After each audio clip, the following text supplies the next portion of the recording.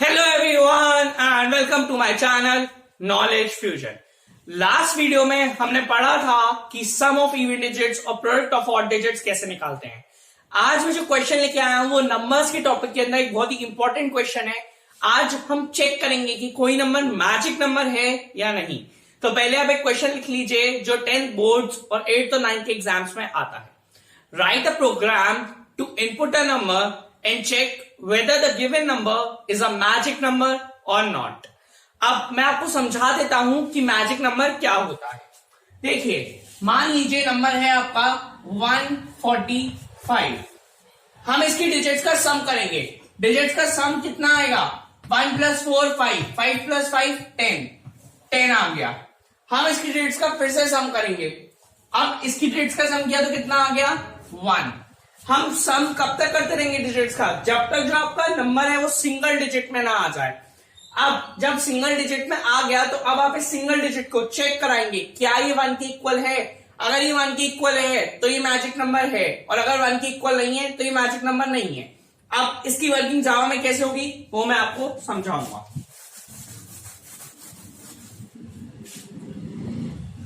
देखिए, मैंने हमेशा आपको बताया कि जावा की स्टार्टिंग हमेशा क्लास से की जाती है। क्लास को एक पर्टिकुलर नाम दिया जाता है जो पूरे आपके प्रोग्राम को डिफाइन करे। तो मैंने क्लास को नाम दिया है मैजिक। उसके बाद कर्ली ब्रेस लगा दिया। कर्ली ब्रेस लगाने के बाद हम अपना मेन फंक्शन लिखते हैं, वॉइड मेन। मेन फंक्शन के अंदर मैंने क्वेश्चन में बोला था write a program to input a number. मुझे पता है कि यूजर ने नंबर इनपुट करना है, तो उसके लिए मैंने मेन फंक्शन में ले लिया इंट एन। एन क्या है? एक वेरिएबल है जिसके अंदर यूजर अपनी वैल्यू इनपुट करेगा। कौन सी डेटा टाइप का? इंटीजर डेटा टाइप का। तो यहां पे मैं लिख लेता हूं एन। अब उसके बाद मैंने कर्ली ब्रेस लगा दिया। यहां तक हमारा स्टेप 1 जो है वो कंप्लीट हो चुका है। अब बारी आती है स्टेप 2 की। स्टेप 2 क्या है? स्टेप 2 में वो वेरिएबल्स लेने होते हैं जो हमारे प्रोग्राम को सॉल्व करने में हमारी हेल्प करे। मैंने यहाँ पे 2 वेरिएबल्स लिए, R, S। आर मैंने लिया है एक डिजिट को एक्सट्रैक्ट कराने के लिए, और एस मैंने लिया है डिजिट्स का सम स्टोर करने के लिए। तो मैं यहां पे लिख देता हूं आर और एस। ठीक है। अब इसके बाद अब मैं एक एग्जांपल लेके आपको समझाऊंगा कि कैसे हम चेक करेंगे मैजिक नंबर है या नहीं है। मान लीजिए यूजर ने वैल्यू डाल दी 199। ठीक है, वैल्यू आई है 198, तो यहां एन की जगह पे मैं डाल देता हूं 199। देखिए, इसमें हम 2 वाइल के लूप चलाएंगे। एक वाइल का लूप ये रहा, एक वाइल का लूप ये रहा।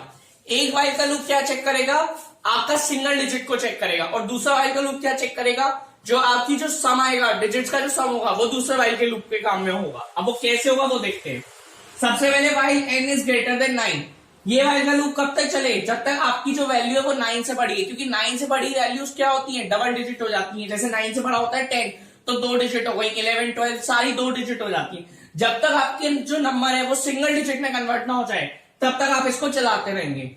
तो आपकी एन की वैल्यू क्या है? 198। क्या 198 इज ग्रेटर देन 9 है? कंडीशन बिल्कुल ट्रू है। अंदर आएंगे s इक्वल्स टू 0। यहाँ पे हमने इनिशियली s की वैल्यू क्या कर दी? 0 कर दी। तो ठीक है, 0 लिख दिया हमने यहाँ पे। अब यहाँ इसको 0 क्यों किया है वो अभी आगे की वर्किंग में आपको समझ में आएगा। While n is not equal to 0, 199 is not equal to 0, condition true है, दूसरे वाइल के लूप के अंदर आ गए। r is equals to n modulus 10। ये 3 लाइनें जो है ये सम करेंगे कैसे? r is equals to n modulus 10। Modulus के केस में मैंने आपको बताया है जो आपका रिमाइंडर होता है हम उसी को एज अ आउटपुट लेते हैं, उसी को एज अ आंसर लेते हैं। तो अब n की वैल्यू है आपकी 199। 199 को जब आप मॉडुलस 10 करेंगे तो आपका रिमाइंडर 9 आएगा। तो आपकी r की वैल्यू कितनी आ जाएगी? 9। तो ये हमने लिख दिया 9। उसके बाद नेक्स्ट स्टेप में आएंगे, s is equals to s plus r. आपकी s की वैल्यू क्या है? 0। r की वैल्यू क्या है? 9।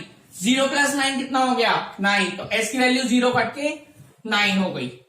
आप नेक्स्ट स्टेप पे आएंगे, n is equals to n divided by 10। अब जैसे जैसे डिजिट्स एक्सट्रैक्ट हो रही नंबर उतना ही छोटा होता जाएगा। तो 199 को जब आप 10 से डिवाइड करेंगे तो आपका क्वेश्चन 19 आएगा।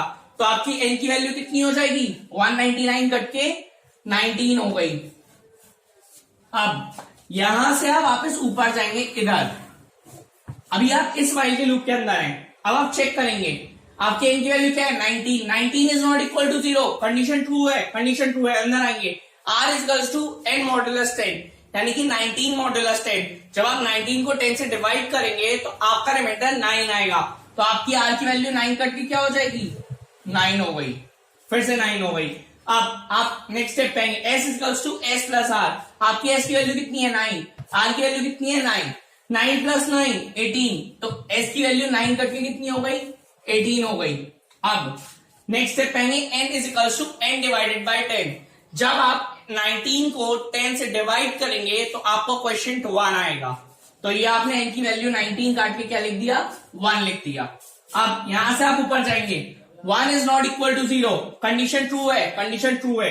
अंदर आएंगे, r is equals to n modulus 10, r is equals to n की वैल्यू क्या आपकी 1 मॉडुलस 10। जब आप 1 को 10 से डिवाइड करेंगे तो वो डिवाइड नहीं होगा। अब जब डिवाइड नहीं हो रहा, कोई रिमाइंडर नहीं आ रहा, तो तब मैंने आपको क्या बताया है कि जो आपकी डिजिट बची होती है हम उसी को ऐसा रिमाइंडर ले लेते हैं। तो आपकी डिजिट क्या बची है, 1, तो r की वैल्यू 9 करके क्या हो जाएगी, ऑटोमेटिकली 1 हो जाएगी। नेक्स्ट स्टेप में s is equals to s plus r। आपकी s की वैल्यू क्या है, 18 प्लस 1 कितना हो जाएगा, 19, तो 18 कट के ये 19 आ गया यहाँ पे। s प्लस r था, s की वैल्यू 18 थी, r की वैल्यू 1 थी, 18 प्लस 1 19 हो गया। नेक्स्ट स्टेप पाएंगे, n is equals to n divided by 10। n की वैल्यू क्या है, 1 को जब आप 10 से डिवाइड करेंगे तो वो डिवाइड नहीं होगा। जब कोई चीज डिवाइड नहीं होती तो कोई क्वेश्चन नहीं आता, कोई क्वेश्चन नहीं आता तो ऑटोमेटिकली क्वेश्चन कितना हो जाएगा, 0। तो n की वैल्यू ऑटोमेटिकली 1 कट के कितनी हो जाएगी, 0 हो जाएगी, ये 0 हो गई।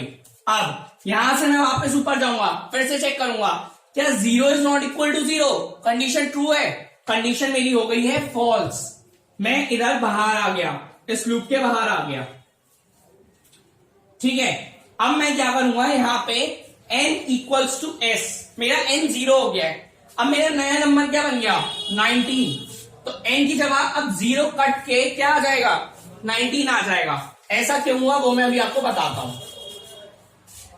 ये n मेरा 19 आ गया। अब ऐसा क्यों हुआ, आपके पास नंबर क्या था, 199 था। 199 का आपकी डिजिट्स का जब सम कराया हमने तो 199 कितना हो गया, 199 आपका 19 आ गया। कैसे, 1 प्लस 9 10, 10 प्लस 9 19, तो आपका ये जो नंबर है ये 19 आ गया। तो अब हम 19 को कैलकुलेट करेंगे, 19 को सॉल्व करेंगे, इसलिए हमने n में अब 19 स्टोर करा दिया, क्योंकि अभी भी ये सिंगल डिजिट में नहीं आया है। जब तक सिंगल डिजिट में नहीं आएगा तब तक इसकी वर्किंग चलती रहेगी। तो अब n की वैल्यू क्या हो गई आपकी, 19 हो गई है। अब आगे देखते हैं, यहां पे इसको हो जाने के बाद ये एक ब्रेस लगा हुआ है। अब यहां से ये इधर ऊपर जाएगा, इधर, और चेक करेगा क्या n इज ग्रेटर देन 9 है, 19 इज ग्रेटर देन 9 है, कंडीशन बिल्कुल ट्रू है। अंदर आएंगे, s इक्वल्स टू 0। अब अगर मैं यहाँ पे s इक्वल्स टू 0 नहीं चलाता, जबकि मैंने आपको बताया था कि मैं बाद में समझाऊंगा s इक्वल्स टू 0 क्यों चलाया है।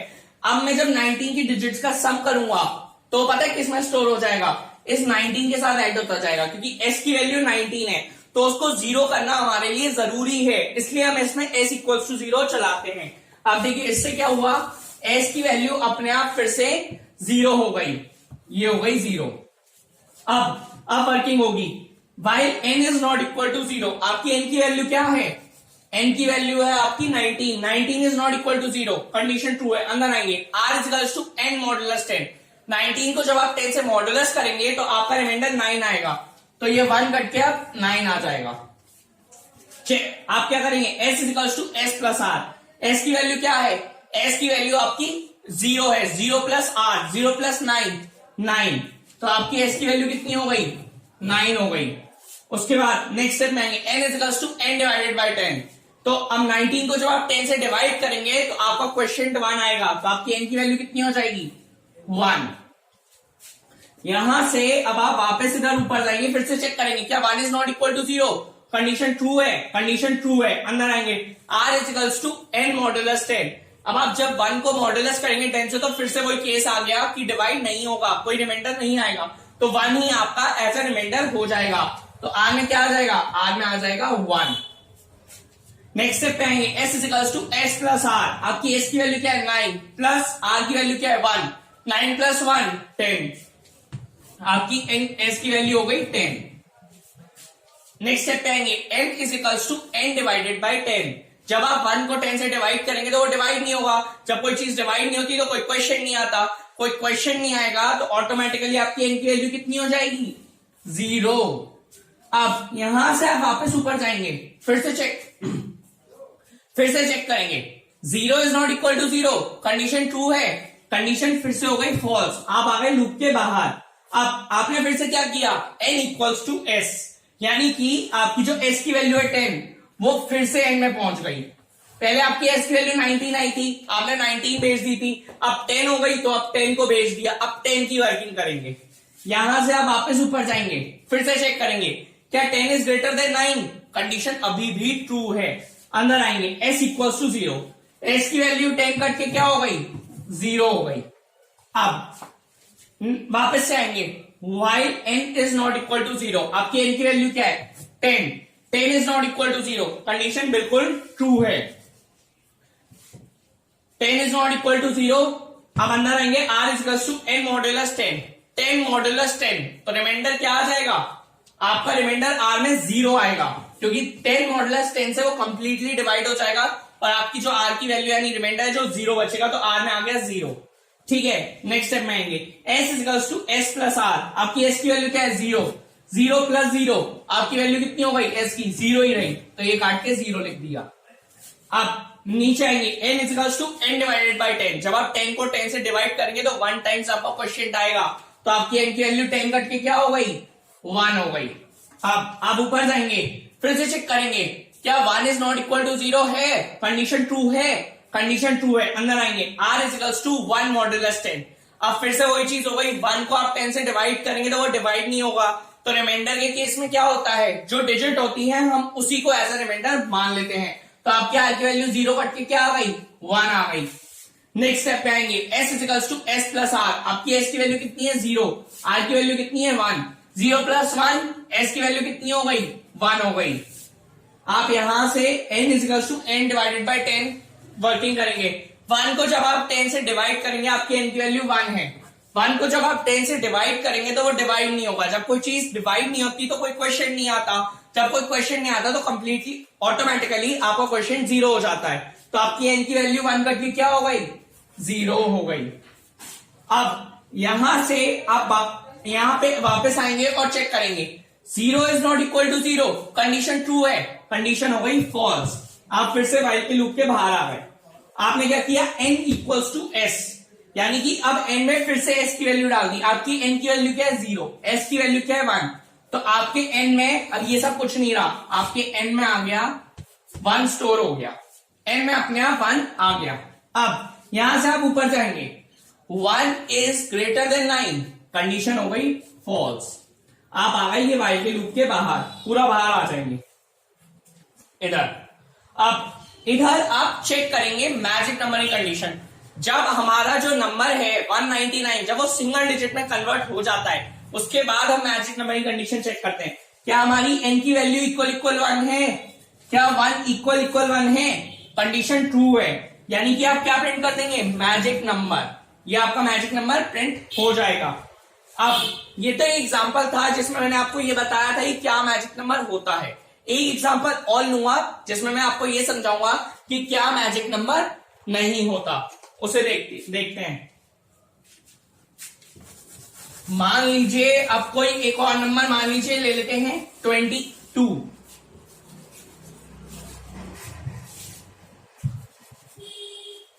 मान लीजिए यूजर ने वैल्यू इनपुट की है 22, चेक कराएंगे कि 22 एक मैजिक नंबर है या नहीं है।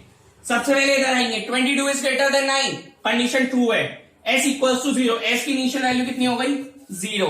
अब इधर से क्या चेक करेंगे, while n is not equal to 0, इसकी डिजिट्स का सम निकालेंगे, 22 is not equal to 0, condition true है। अंदर आएंगे, r is equals to n modulus 10, 22 को जब आप 10 से मॉडुलस करेंगे तो आपका रिमाइंडर 2 आएगा, r की वैल्यू कितनी हो जाएगी? 2 हो जाएगी। नेक्स्ट स्टेप में आएंगे, s is equals to s plus r, s की वैल्यू क्या है? 0 प्लस r की वैल्यू क्या है? 2, 0 प्लस 2, s की वैल्यू कितनी हो गई? 2 हो गई। नेक्स्ट स्टेप में आएंगे, n is equals to n divided by 10, n की वैल्यू क्या है? 22, 22 को जब आप 10 से डिवाइड करेंगे तो आपका क्वेश्चन 2 आएगा, तो आपकी n की वैल्यू कितनी हो गई? 2 हो गई। यहां से आप वापस ऊपर जाएंगे, फिर से चेक करेंगे, 2 is not equal to 0, condition true है, अंदर आएंगे, r is equals to n modulus 10, r is equals to 2 modulus 10। जब आप 2 को 10 से मॉडुलस करेंगे तो डिवाइड नहीं होगा, मॉडुलस नहीं हो पाएगा, तो जो डिजिट है हम उसी को एज अ रिमाइंडर ले लेंगे। मैंने आपको बताया जब कोई चीज डिवाइड नहीं हो पाती है, मॉडुलस नहीं हो पाती, तो मॉडुलस के केस में जो डिजिट होती है हम उसी को एज अ रिमाइंडर ले लेते हैं। तो r में ऑटोमेटिकली आपका क्या आ गया, 2 आ गया।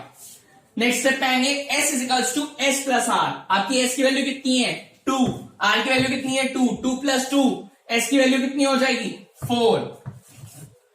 नेक्स्ट स्टेप में आएंगे, n is equals to n divided by 10। आपकी n की वैल्यू है 2, 2 को जब आप 10 से डिवाइड करेंगे तो वो डिवाइड नहीं होगा। जब कोई चीज डिवाइड नहीं होती तो कोई क्वेश्चन नहीं आता, कोई क्वेश्चन नहीं आता तो ऑटोमेटिकली n की वैल्यू क्या हो जाएगी, 0 हो जाएगी। आपकी क्वेश्चन की वैल्यू कितनी हो गई, 0 हो गई।